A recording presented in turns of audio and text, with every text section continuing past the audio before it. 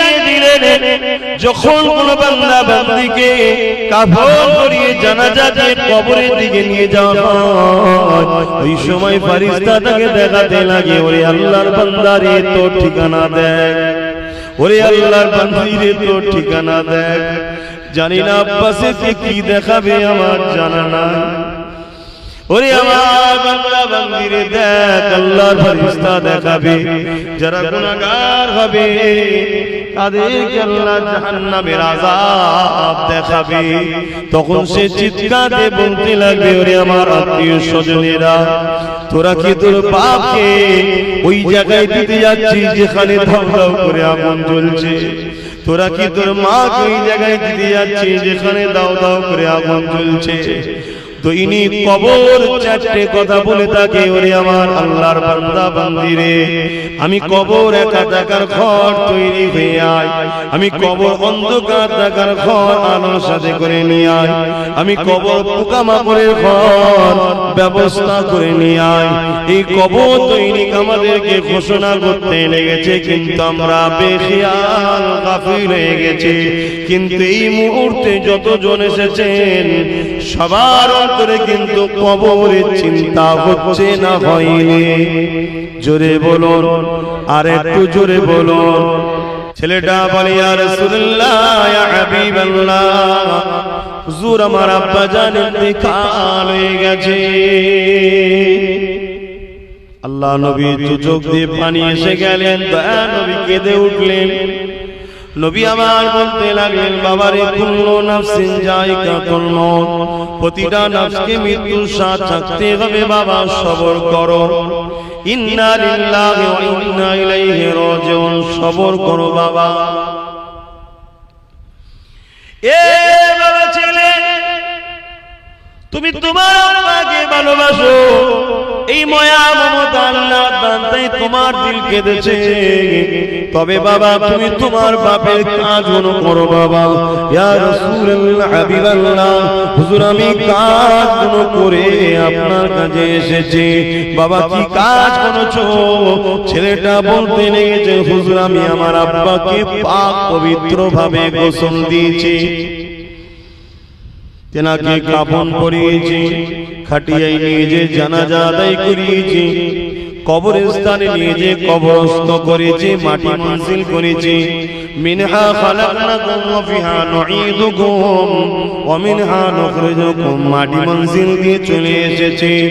আল্লাহ নবী বলেছিলেন, এ বাবা ছেলে এখনো তোমার কিছু কাজ আছে।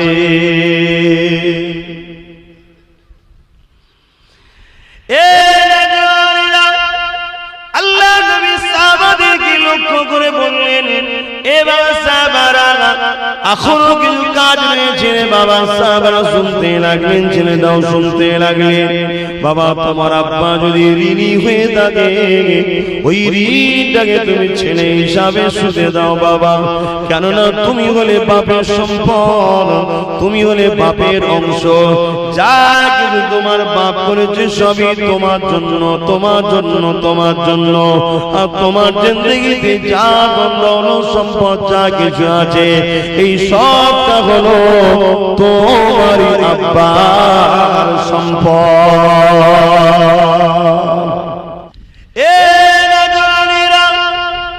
আল্লাহ নবী ছেলেটাকে বলতে লাগলেন, বাবা তোমার আব্বা যদি কিছু ঋণ করে থাকে, ঋণটাকে শোধ করে দাও বাবা। বাবা তোমার আব্বা যদি কিছু ওসিয়াত করে থাকে, ওসিয়াতটাকে পালন করো। ওসিয়াত বোঝেন তো নাকি? ওসিয়াত বোঝেন? একটু হ্যাঁ কি না বলুন। আল্লাহ নবী জানিয়ে দিলেন ওসিয়াতটা পালন করো। নবী আমার তারপরে বললেন, বাবা তোমার আব্বা জানের জন্য সবরে সানি করো, কোরআন খতম করো, গরীবদেরকে দান খায়রাত করো, ইসালে সওয়াব করো।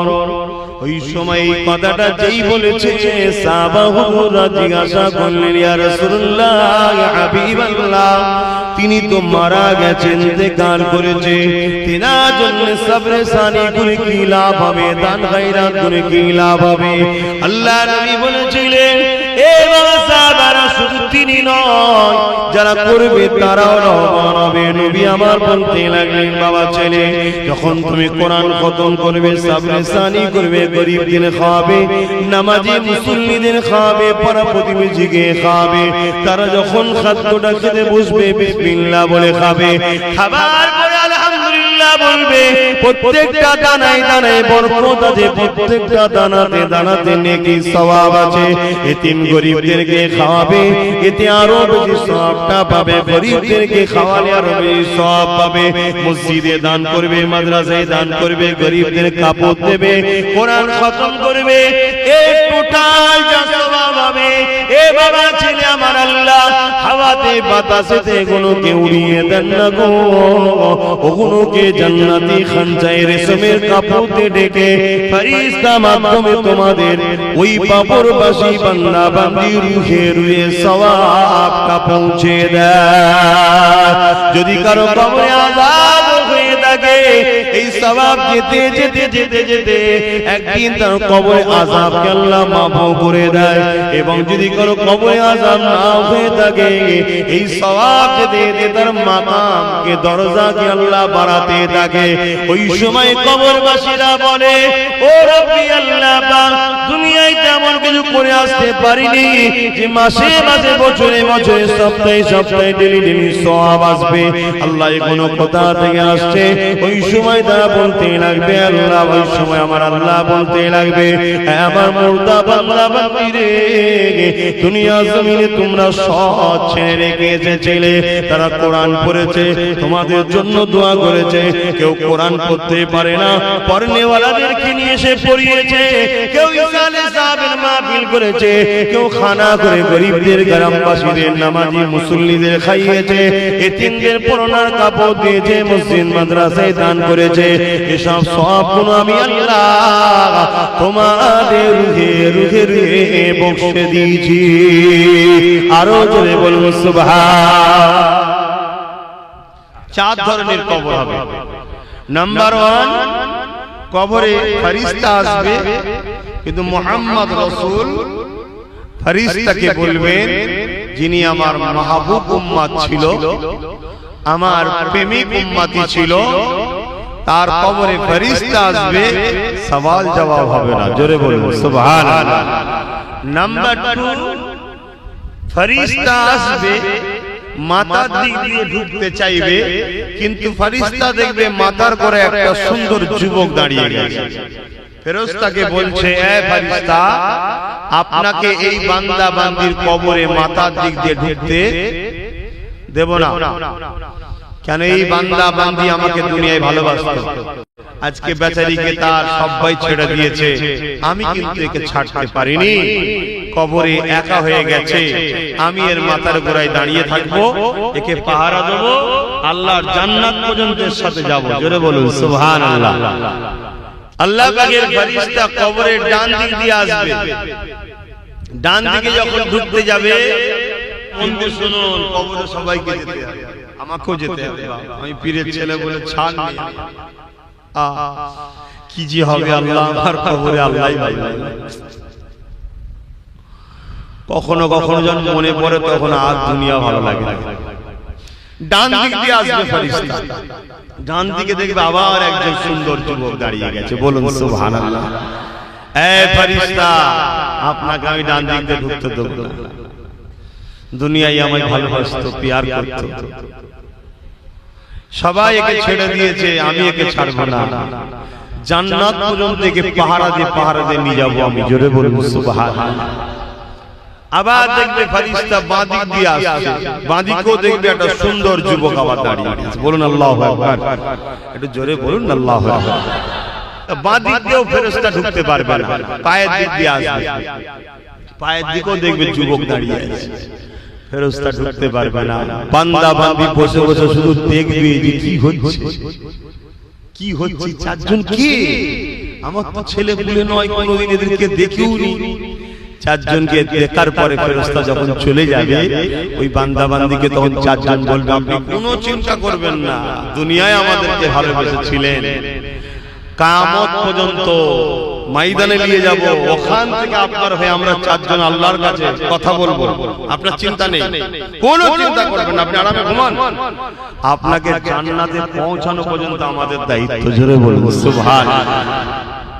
ফেরেশতাদের কি বলে, ওই চারজনের কথা শুনে কবরবাসী মুর্দাবাদী তো অবাক হয়ে যাবে। কি তোমরা, কোনদিন তো তোমাদেরকে দেখিনি, কি সুন্দর তোমাদের দেখতে, বলছো ভালোবেসেছিলাম। কি এই চারজন কে গো?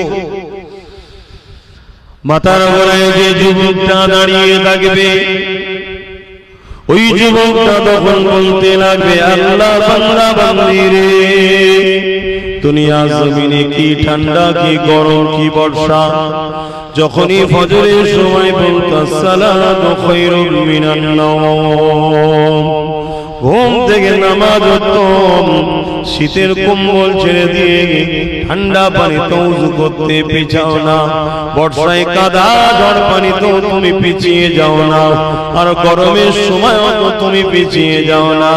তুমি 5 ওয়াক্ত নামাজ পড়েছিলে, ওই নামাজকে প্রেম করেছিলে, আল্লাহ পাক সেই নামাজকে সূরাত আকারে বানিয়ে দিয়ে আমাকে তৈরি করেছে। আমি হলাম তোমার দুনিয়া সেই নামাজ। বলো, আমরা যারা নামাজ পড়িনি তাহলে মাথার গোড়ায় পাবো, তাহলে পড়বে, পড়ো, ভুল করো না। প্রত্যেকটা মুসলিম ঘরের ছেলে জানে নামাজ পড়ে, এরপরও যদি না পড়ে মৌলভী সাহেব পিসাব দোষ নাকি? ভুল করছো আমার বাপ ভাইরা, মা বোনেরা, নামাজ কাজা করবে না। 10 মিনিট সময় লাগে, 10 মিনিট। সুন্নতি তরিকাতেও নামাজ পড়তে 10 মিনিট সময় লাগে। আল্লাহ নবী বলেন, ওই সময় ডান দিক থেকে ওই যুবকটা আওয়াজ দিয়ে বলবে, হে আল্লাহ পাকের বান্দা বান্দি রে, দুনিয়া জমিনে যখন রমজান শরীফের রোজা আসতো, দুনিয়া মানুষকে বেরোতো, কত গরমে রোজা ছিল, কখনো 16 ঘন্টা, 17 ঘন্টা, 18 ঘন্টা, পানির পিপাসায় গলা শুকিয়ে যেত, কলিজা গানা ফেটে যেত। দুনিয়ার মানুষ তারা নিজেদের খেয়াল খুশি মতো রোজার মাঝে খেয়ে বেড়াতো, কিন্তু আপনি আমাদেরকে মহব্বত করেছেন, ভালোবেসেছেন, রোজাকে কখনো ছাড়তেন না। সেহরি খেয়েছেন, ইফতার করেছেন, কখনো সেহরি যদি ভুলেও যেতেন রোজা ছাড়তেন না, কখনো ইফতারিতে ভালো মন্দ পেতেন না, তাও কিন্তু প্রতিদিন রমজান মাসে রোজা রেখেছেন 1 মাস। হে আল্লাহ বান্দা বান্দি রে, দুনিয়া জমিনে আপনি আমাকে প্যার করেছেন, ওই রোজাকে আল্লাহ সুন্দর করে যুবকের আকৃতি তৈরি করে দিয়ে তোমার ডান দিকে দাঁড় করিয়ে দিয়েছে। হে আল্লাহ বান্দা বান্দি চিন্তা করবেন না, আপনাকে পাহারা দিয়ে আল্লাহ পাকের জান্নাতে নিয়ে যাব। তবুও তো গরিব এলাকার ছেলেরা রোজা রাখে, শহর এলাকার ছেলেরা তো রোজাই আজকাল ছেড়ে দিচ্ছে, মুসলমানের ছেলে। আমার অবাক লাগে, শতকরা মনে হয় 60% মুসলমান রোজা রাখে না। আর মাঝে মাঝে যখন এগুলো ভাবি, আর তখন কিন্তু একটা কথা আমার দিলে আসে, খোদা তুমি কত সবরকারী, আমরা এত অন্যায় করি তাও মারো না তুমি, তোমার সবর কত। চিন্তা করে আমরা কি অন্যায় শুরু করেছি, এরপরও আল্লাহ দেখুন আযাব গজব দিয়ে দুনিয়াকে এখনো ধ্বংস করে দেয় নাই। সুযোগ আমাদেরকে এখনো দিয়েছে যে একবার যদি ডাকিস সব মাফ করে দেব। জোরে বলুন সুবহানাল্লাহ। আল্লাহ নবী বলেন, ওই সময় বাদিকে যখন এই যুবকটা বলতে লাগবে, ওই আল্লাহর বান্দা বান্দি রে, দুনিয়া জমিনে আপনি কোরআন তেলাওয়াত করতেন, আল্লাহর কালামকে আপনি তেলাওয়াত করেছেন, ওই কালামুল্লাহ তেলাওয়াতের যে সওয়াবটা হতো, ওই সওয়াব আল্লাহ আমাকে একটা সুন্দর যুবক বানিয়ে দিয়েছে। আর এক রাতের মধ্যে রয়েছে আপনি দুনিয়া জমিনে যাকাত দিয়েছেন, আর এক রাতের মধ্যে রয়েছে আপনি হজ করেছেন। ধনীদের জন্য এই দুটো, কিন্তু গরিবের জন্য এই দুটো নয়। তাই কালামুল্লাহ শরীফ তিলাওয়াত করার জন্য ওই সুন্দর যুবক দাঁড় করিয়ে দেবে। কেন? কোরআন তেলাওয়াত বড় লোকরাও করবে, গরিবরাও করবে, সবার জন্য তো কোরআন তেলাওয়াত করতে হবে। ওই কোরআন তেলাওয়াত করার জন্য আল্লাহ আমাকে সুন্দর যুবক বানিয়ে দিয়েছে। চিন্তা করবেন না, আপনি ঘুমাতে থাকেন, আল্লাহর জান্নাত পর্যন্ত আপনার সাথে থাকবো। এখানে একটা ছোট্ট কথা বলে দিই, সমাজে নতুন একটা বাতিল ফেরকা বাইর হয়েছে। এই কথা বললে আপনারা বেজার হবেন না তো? একটা ভাই তার ভাইকে ভুল রাস্তা সম্বন্ধে সচেতন করবে না করবে না? একটা বাপ তার বাচ্চাকে ভুল রাস্তা সম্বন্ধে সচেতন করবে না করবে না? আপনাদের সঙ্গে আমাদের সম্পর্ক অনেক দিক দিয়ে আছে, কিন্তু একটা সম্পর্ক হলো আমি হলাম এক পীরের মুরিদ, পীর ভাই, ঠিক না বেটি? এতে আরো 10 জনের থেকে আমার আপনার উপরে একটু জোর বেশি আছে না কম আছে? এই যে ইমাম সাহেব বসে আছেন, ওনার উপরও অন্য একটা আলেমের জোর আছে, কিন্তু আমার একটু বেশি জোর আছে। কেন? এনারা সবাই এনাদের পূর্বপুরুষ সব দাদা হুজুরের সিলসিলার অনুযায়ী দাদা পীরের মুরিদের ঘরের সন্তান, তাই একটু জোর আছে না নাই? তাই দেখলেন পীরের আওলাদ আসতে উনি ভাইজান বলে তাকবীর দিচ্ছে, সম্মান করছে। কেন? আমার পীরের বাচ্চা। আলেম ঠিক আছে, কিন্তু আমার পীরের বাচ্চা, এই দাদা হুজুরের মুখের দিকে সম্মানটা বেশি দেয়। তাই সেই অধিকার নিয়ে সতর্ক করছি। কিছু মানুষ আবার সমাজে বলছে যে কোরআনের মানে না জেনে কোরআন পড়া বেকার। নাউজুবিল্লাহ বলবো, আর জোরে বলুন নাউজুবিল্লাহ। আল্লাহ রাসূল কি বলছেন? কেউ যদি কোরআন তেলাওয়াত করে পার অক্ষরে 10টা করে নেকি পাবে। জোরে বলুন সুবহানাল্লাহ। আর কোরআন তেলাওয়াতের সাথে সাথে যে মানে বোঝে তার মাকাম তো আরো বড়। জোরে বলুন সুবহানাল্লাহ। কিন্তু মানে বোঝে না বলে কোরআন পড়া বেকার, এই শব্দটা বলা হলো গুমরাহি। আমাদেরকে কোরআন থেকে সরাবার একটা নতুন প্ল্যান। আপনি বলতে পারেন আলহামদুলিল্লাহ তোমরা কোরআন পড়ছো, খুব ভালো জিনিস, খুব ভালো জিনিস, একটু মানগুলো করো, মানগুলো বোঝো, আল্লাহ কি মেসেজ দিয়েছে দেখো, এই কথাটা হলে কত সুন্দর হতো। কিন্তু আপনি কি বলছেন? কালকে ছেলেটা আর কোরআন খুলবে না, বেকার হচ্ছে। ঠিক না বেটি? এটা এটা গুমরাহি চক্রান্ত চলছে। আব্বা জানেরা, মায়েরা, এমন করে দেখা যায় পায়ের দিক দিয়ে যে যুবকটা দাঁড়িয়েছিল তিনি তখন বলতে লাগবে, ও আল্লাহ পাকের বান্দা বান্দি রেগে আমি কে জানেন আপনি দুনিয়া জমিনে নফল আমল করেছিলেন, দান খায়রাত করেছিলেন, গরিবরা যখন আপনার দরবারে আসতো ফিরিয়ে দিতেন না, আপনি গরিব হওয়ার পরও আপনার পাশের বাড়িতে খাবার দিতেন, তরকারি দিতেন, কোন মানুষ বিপদে পড়লে তাকে সাহায্য করতেন। এই যে বাড়তি অতিরিক্ত ইবাদত, নফল ইবাদত, এই নফল ইবাদতের অনেকে গুরুত্ব দেয় না। না, নফল ইবাদতের গুরুত্ব আছে। ধনী যে হবে সে 1000 টাকা দান করবে, গরিব যে হবে সে 10 টাকা দান করবে। ধনীর 1000-এ যেমন দান করে সওয়াব হবে, আপনার 10 টাকাতে তাই হবে। কেন? ধনীর লাখে বেজানলে আপনার 100-তে বেজানলে। এ আল্লাহ বান্দা বান্দিরে, তাই ওই নফল ইবাদত থেকে আল্লাহ আমাকে তৈরি করে দিয়েছে। আমি তোমার পায়ের উপরে কিয়ামত পর্যন্ত দাঁড়িয়ে থাকবো। আপনি ঘুমান, আপনি আরাম করেন, আপনি চিন্তা করবেন না। ময়দানে মাশর আপনার সাথে থাকবো এবং জান্নাত পর্যন্ত আপনাকে সাথে নিয়ে যাব। আরো জোরে বলুন সুবহান। দুই ধরনের খবর হলো। আল্লাহ বলেন আরেক ধরনের খবর হবে, যাদের কবরে ফেরেশতা আসবে, বান্দা বান্দি উঠে বসবে, উজুর পানি চাইবে। দয়ার নবী আমার বলেন আসর যাচ্ছে যাচ্ছে এমন আবহাওয়া, বা ফজর যাচ্ছে যাচ্ছে সকাল উঠতে লেগেছে এমন একটা আবহাওয়া হবে। ওই জন্য বান্দা বান্দি উজুর পানি চাইবে। দুনিয়া জমিনে যাদের নামাজ পড়া অভ্যাস ছিল উজুর পানি চাইবে, ওই সময় ফেরেশতা বলবে উজু করতে হবে না, কেননা এটা তোমার দুনিয়া নয়, এটা হলো কবরের জায়গা। এখানে আর কোনো ইবাদত নয়, ওটা দুনিয়াতে ছিল পরীক্ষা, এখানে আর ইবাদত নয়। এই যুবকেরা তিনটে প্রশ্ন করবে মান রাব্বুকা, তোমার রবকে, রব্বি আল্লাহ, মা দীনুকা, তোমার দিন কি, দ্বীন ইসলাম, মান নবিয়ুকা, তোমার নবীকে, নবী মুহাম্মদুর রাসূলুল্লাহ দিনকে প্রশ্ন করবে। জবাবটা যদি সঠিক দিয়ে দিতে পারে সঙ্গে সঙ্গে আবার এক রহমতের ফেরেশতা দুজন আসবে জান্নাতি খাঞ্চা নিয়ে, হীরে মোতির মালা নিয়ে, কেননা সে আল্লাহর প্রিয় বান্দা বান্দি, তার গলায় পড়াবে। পড়াতে গিয়ে ফেরেশতাদের মধ্যে টানাটানি শুরু হয়ে যাবে, আমি পড়াবো, আমি পড়াবো, আমি পড়াবো নেক বান্দা বান্দিকে। ওই হাতটা চট করে ছিঁড়ে যাবে, ঝরঝর করে কবরে মতির হারগুলো পড়ে যাবে। দুনিয়ার মতি নয়, আল্লাহর জান্নাতি মতি, যার এত চমক রয়েছে, কবরে আলোয় আলোকিত হয়ে যাবে। বান্দা দেখতে লাগবে, বান্দি দেখতে লাগবে, আর ফেরেশতা দুটো বসে মতির হাতটা কাঁদতে শুরু করবে, কি সর্বনাশ করলাম। এই কাঁদতে কাঁদতে কাঁদতে কাঁদতে হার যে শুরু হয়ে যাবে, তৈরি হয়ে যাবে।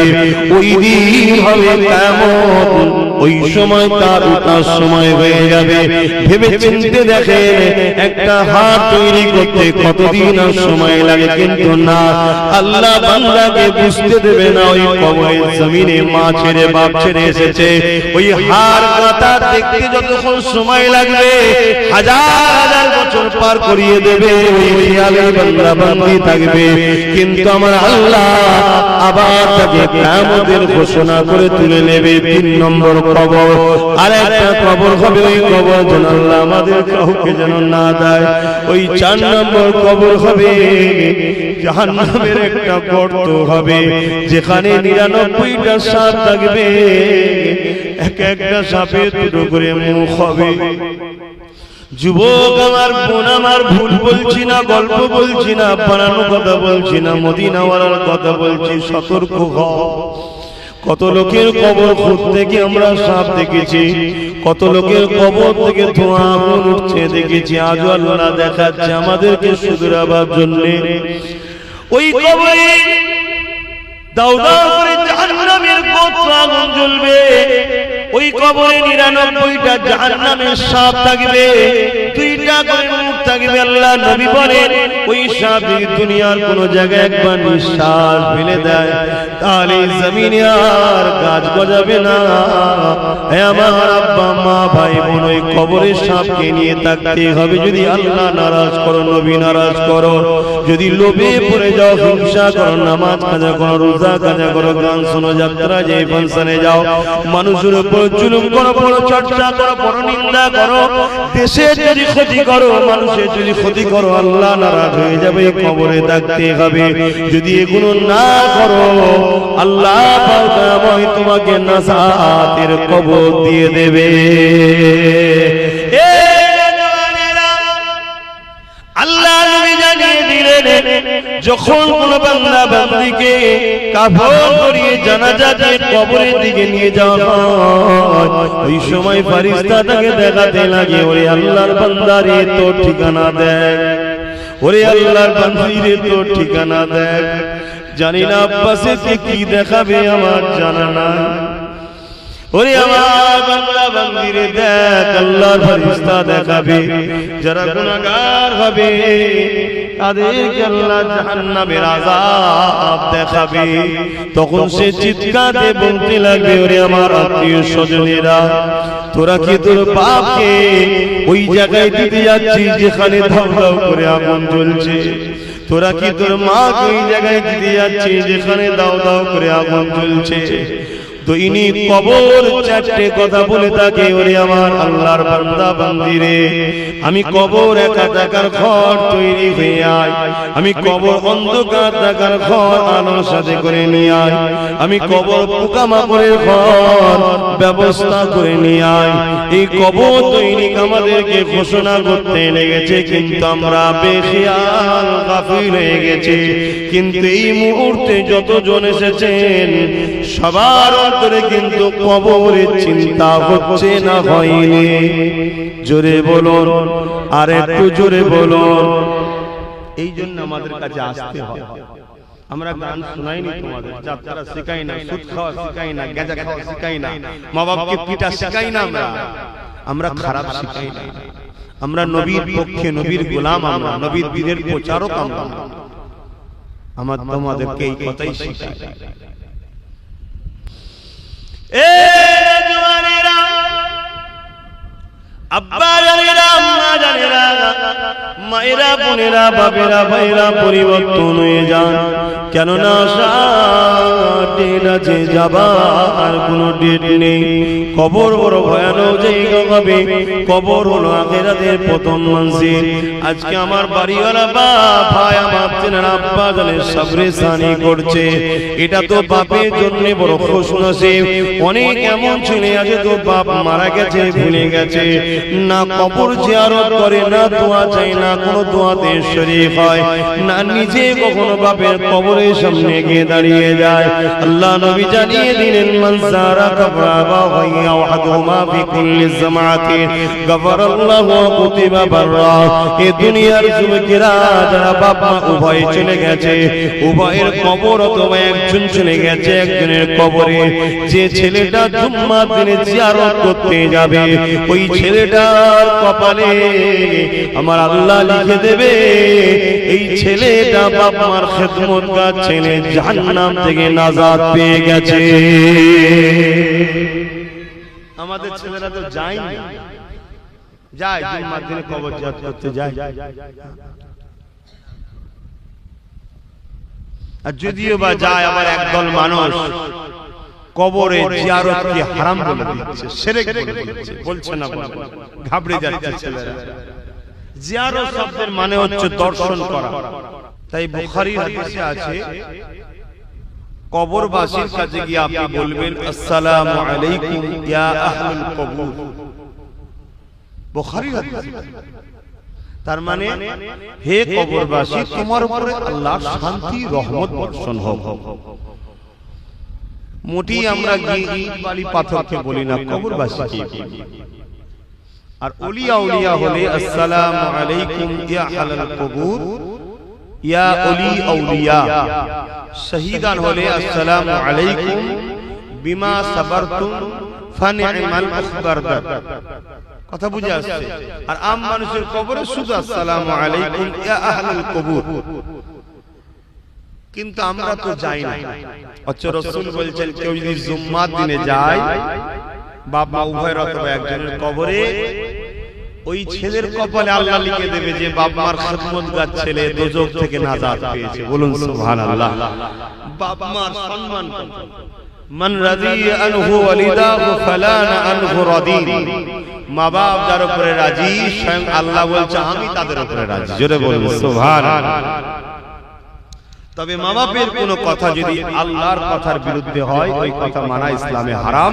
কিন্তু মা বাপের সঙ্গে ঝগড়া, কথা কাটাকাটি করা, চিৎকার দেওয়া চলবে না। মাথা হ্যাট করে এই কথাকে অমান্য করে সরে যেতে হবে। শুনছেন? যদি কোনো কথা আল্লাহ ও রাসূলের কথার সঙ্গে টক্কর হয়ে যায়, মা যদি বলে চুরি করলে, কথা বুঝে আসছে, কিন্তু আল্লাহ আল্লাহ রাসূল বলেছে চুরি করা হারাম। তাহলে আল্লাহ আল্লাহ রাসূলের কথাটা মানতে হবে, চুরি করলে হবে না, কিন্তু মায়ের সঙ্গে ঝগড়া করলে হবে না। মাথা হ্যাট করে সরে যেতে হবে। কথা বুঝাতে পেরেছি? তো বাপ ভাইরা, এই কবর জিয়ারত করবেন। যে কি করবেন, দরুদ শরীফ পড়বেন, সূরা ফাতিহা শরীফ পড়বেন, ইখলাস শরীফ পড়বেন, পড়ে আল্লাহর কাছে হাত তুলবেন। কার কাছে? আল্লাহর কাছে। সে বলবেন, আল্লাহ, এটা আমার দাদা, এটা আমার দাদি, এটা আমার আম্মা, এটা আমার আব্বা, এটা আমার আত্মীয়র কবর। খোদা, যদি কিছু ভুল করে থাকে তাদের হয়ে ক্ষমা চাইছি। দরুদ শরীফের সওয়াব, ফাতিহা শরীফের সওয়াব, ইখলাস শরীফের সওয়াব তাদের কবরে পৌঁছে দেন। এর ওসিলায় তাদেরকে আপনি maaf করে দেন। জোরে বলুন সুবহানাল্লাহ। এই বিষয়ে একটা রায়াত আছে।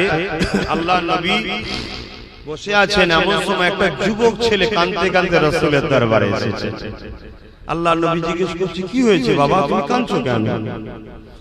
ছেলেটা বলে, ইয়া রাসূলুল্লাহ, ইয়া হাবিবাল্লাহ, হুজুর আমার আব্বা জান ইন্তেকাল হয়ে গেছে।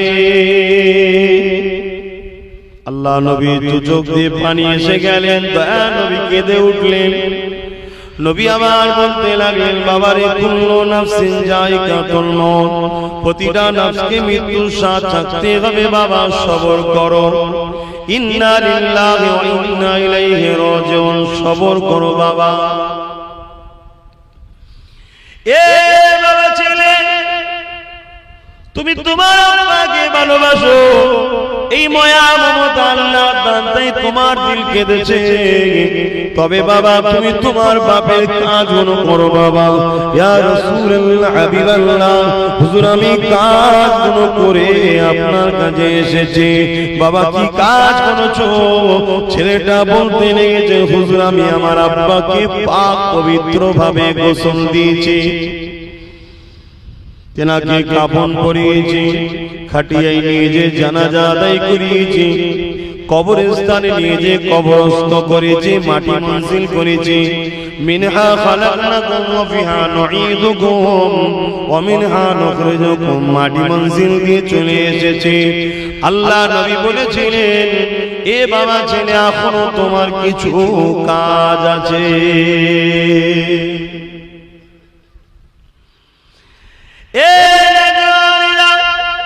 আল্লাহ নবী সাহাবাদেরকে লক্ষ্য করে বললেন, এ বাবা সাহাবারা এখনো কিছু কাজ রয়েছে। বাবা সাহাবারা শুনতে লাগলেন, ছেলে দাও শুনতে লাগলেন।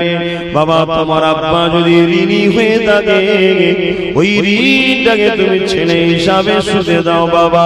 কেননা তুমি হলে বাপের সম্পদ, তুমি হলে বাপের অংশ। যা কিছু তোমার বাপ করেছে সবই তোমার জন্য, তোমার জন্য, তোমার জন্য। আর তোমার জিন্দেগিতে যা ধন সম্পদ যা কিছু আছে, এই সবটা হলো তোমার আব্বার সম্পদ। ছেলে যদি বাপের পকেটে হাত দিয়ে টাকা লায়, এটা কি চুরি না? চুরি না? বলুন বলুন বলুন। চুরি অবশ্যই চুরি। বাপ যদি ছেলের পকেটে হাত দিয়ে টাকা লায়, চুরি নাই।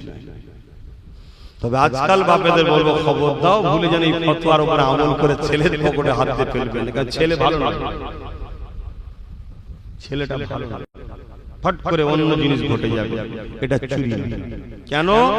ছেলে সব সম্পদের মালিক হলো বাপ। তুমি আবার কিসের? তুমি নিজেই তো বাপের শরীরের অংশ একটা। কথা বুঝছেন না? বোঝেন না? কি আমার কথায় কি যুবকদের বেজার হয়ে গেল? তুমিও তো কারো বাপ হবে, তোমার ছেলে সব সম্পদের মালিক তুমি হবে, আবার সে কারো বাপ হবে, তার ছেলে সম্পদের মালিক সে হবে। বাপ ছেলের সম্পদের পুরো মালিক।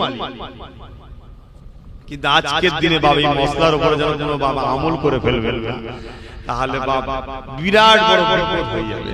কারণ আজকাল সমাজের ছেলেরা ভালো নয়। তবে এতটুকু বলা যেতে পারে, কিছু ছেলে ভালো আছে, কিছু ছেলে ভালো আছে।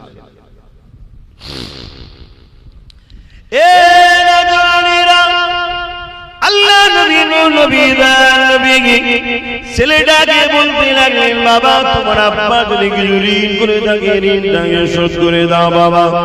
বাবা তোমার আব্বা যদি কিছু ওসিয়াত করে থাকে, ওসিয়াতটাকে পালন করো। ওসিয়াত বোঝেন তো নাকি? ওসিয়াত বোঝেন? একটু হ্যাঁ কি না বলুন। কি ওসিয়াত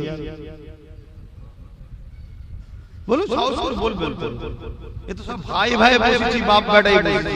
বলবেন তো, লজ্জার কি আছে? দিন শিখতে লজ্জা? ভুল হয় বলি বলুন। ওসিয়াত কি? সেটা তো প্রথমেই বললাম। ওসিয়াত হলো, বললো হয়তো এই টাকাটা অমুক মসজিদে দিবি বাবা, এই জমিটা তোর বোনকে দিবি, এটা তুই নিবি। তোমাকে ডেকে বলেছে ওসিয়াত, হুকুম করা, আদেশ দেওয়া, এটা পালন করবি, ওটাকে পালন করতে হবে। তোর বাপের একটা, আমার কারো বাপের বন্ধু থাকে, আমার অমুক জায়গায় একটা বন্ধু আছে, ছোটবেলা থেকে বন্ধু থাকে না, এই জিনিসটা তিনাকে যে পৌঁছে দিবি বাবা, এটা পালন করতে হবে, এটা হুকুম।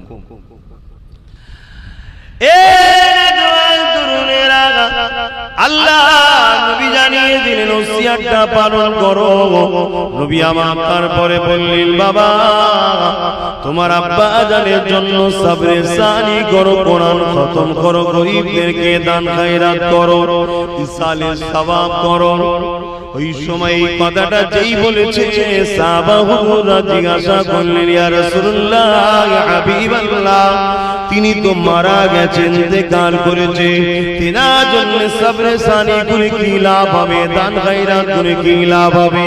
আল্লাহ নবী বলেছিলেন, এ বাবা সাহাবারা, শুধু তিনি নয়, যারা করবে তারাও লাভবান হবে। নবী আমার বলতে লাগলেন, বাবা ছেলে, যখন তুমি কোরআন খতম করবে, সবরে সানি করবে, গরীবদের খাওয়াবে, নামাজি মুসল্লিদের খাওয়াবে, পাড়া প্রতিবেশীকে খাওয়াবে, তারা যখন খাদ্যটা খেতে বসবে বিসমিল্লাহ বলে খাবে, খাবার পরে আলহামদুলিল্লাহ বলবে, প্রত্যেকটা দানায় দানায় বরকত আছে, প্রত্যেকটা দানাতে দানাতে নেকি সওয়াব আছে। এতিম গরীবদেরকে খাওয়াবে, এতে আরো বেশি সওয়াবটা পাবে, গরীবদেরকে খাওয়ালে আরো বেশি সওয়াব পাবে। মসজিদে দান করবে, মাদ্রাসায় দান করবে, গরীবদের কাপড় দেবে, কোরআন খতম করবে, এই টোটাল যা সওয়াব হবে, এ বাবা ছেলে আমার, আল্লাহ হাওয়াতে বাতাসেতে কোনোকে উড়িয়ে দেন না গো, ওগুলোকে জান্নাতি খানচায় রেশমের কাপড়ে ঢেকে ফেরেশতা মাধ্যমে তোমাদের ওই পাপরবাসী বান্দা বান্দি রুহে রুহে সওয়াবটা পৌঁছে দেয়। যদি কারো কবরে আযাব হয়ে থাকে, এই সওয়াব যেতে যেতে যেতে যেতে একদিন তার কবরে আযাবকে আল্লাহ মাফ করে দেয়। এবং যদি কারো কবরে আযাব না হয়ে থাকে, এই সওয়াব যেতে যেতে তার মাকামকে, দরজাকে আল্লাহ বাড়াতে থাকে।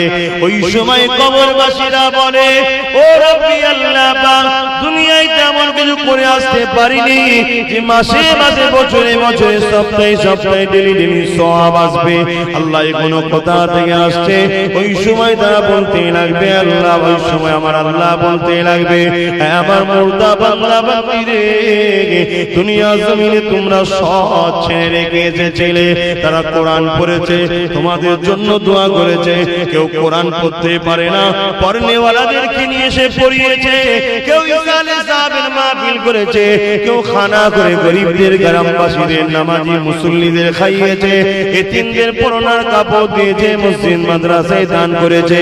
এসব সবগুলো আমি আল্লাহ তোমাদের রুহে রুহে রুহে বখশে দিয়েছি। আরো জোরে বলুন সুবহান। তাহলে বেকার লাভ, মুর্দারা খুশি হয়ে যাবে। আমাদের বাড়িতে আমরা এখানে কতজন আছি, আমরা কেউ বলতে পারবো আমাদের যে কেউ হারা না, কিছু না কিছু হারা হয়ে আছে, হয় দাদু, নাই নানা, নাই নানি, নাই আব্বা, নাই আম্মা, নাই বাপ, নাই মা, নাই স্ত্রী, নাই স্বামী, নাই ছেলে, নাই বোন, প্রত্যেকে কিছু না কিছু হারা হয়ে আছে। তাহলে আজকে দোয়া চাওয়া হবে না? তাদের কবরের সওয়াব যাবে না? যাবে না। তবে ঈমান শর্ত, বাবা ঈমান যদি না নিয়ে কেউ যায়, কিচ্ছু ও পৃথিবীর সব হুজুর এক জায়গায় জড়ো করে ফেললে, নাই নবী পাক তিনার চাচাকে বলে যে আপনি একটু জায়গা ফাঁকা রেখে গেলেন না, যদি চুপও থাকতেন তাও নাই হতো, আপনি বলে ফেললেন দিনে আব্দুল মুত্তালিবের উপর আমি চলে গেলাম। কথা বুঝছেন? আপনি একদম চুপ থাকতে পারতেন, কেন? ঈমান না থাকলে বাপ কোনো রাস্তা নাই। আর ঈমান যদি সরষের দানা পরিমাণও থাকে, সেও একদিন না একদিন জান্নাত কিন্তু পাবে। জোরে বলুন সুবহানাল্লাহ। তাই আমরা বলি, বা আমি বলি বাংলার মানুষকে, কে হক কে বেহক, ও আম মানুষ তোমরা অত মাথা মারতে যেও না। তোমরা দাদা হুজুরকে কেন বলি? এই কারণে কমসে কম ঈমানটা বেঁচে থাকবে।